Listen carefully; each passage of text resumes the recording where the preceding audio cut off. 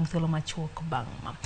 Pod wantiere gi weche moko wayudo ni piny owacho nochiwo mbolea gunde milion 3 ne jopur e bwo chenro mar pogo mbolea mano ma nengogi nitiere piny ne jopur manochaki dwe mar 3 higani. Mana kaka Edwin Okoth leronwa, kwan ma kamano tin ka opim kod kwan mag jopur milion 5 ma piny owacho nolando ni osendiki e chenro ma kamano. E chenro mar medo cham ma igolo e puothe higani kendo kedo kod ngaji, piny owacho ne osingo pogo ma ok tin ne gunde milion 10 mag mbolea ne jopur. Kwan mane ogol kod bad migawo mochung' ne pogo mwandu ma iuso e lo piny owacho KNTC wacho ni nyaka sani gunde milion 3,50,731 ema ne opog ne jopur. Chenro no ma osemuonyo siling bilion 10 gi milion 700. Dwe mokalo, we have registered 5 million farmers nationwide. These farmers immediately became eligible to receive subsidized fertilizer, and those who stepped forward received their full fertilizer requirement. Piny owacho ne olando ni osendiki jopur maromo milion 5.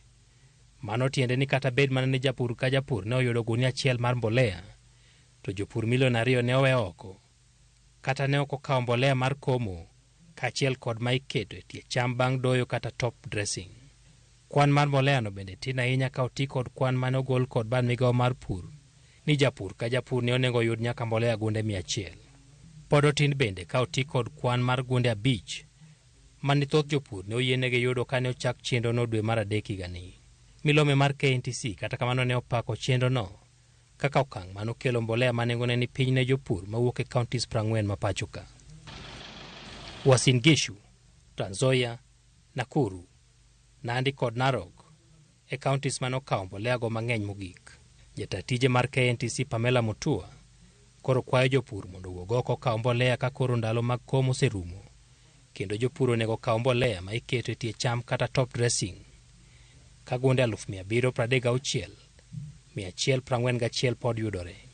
Pogo mbolea mane uso siling 3,500 e gunia ka gunia en chenro ma piny owacho genogo kelo yot e nyayo chiemo kaka yo mar geng'o kit ngaji mane oneno e giko mar higa mokalo to kod chak mar higani.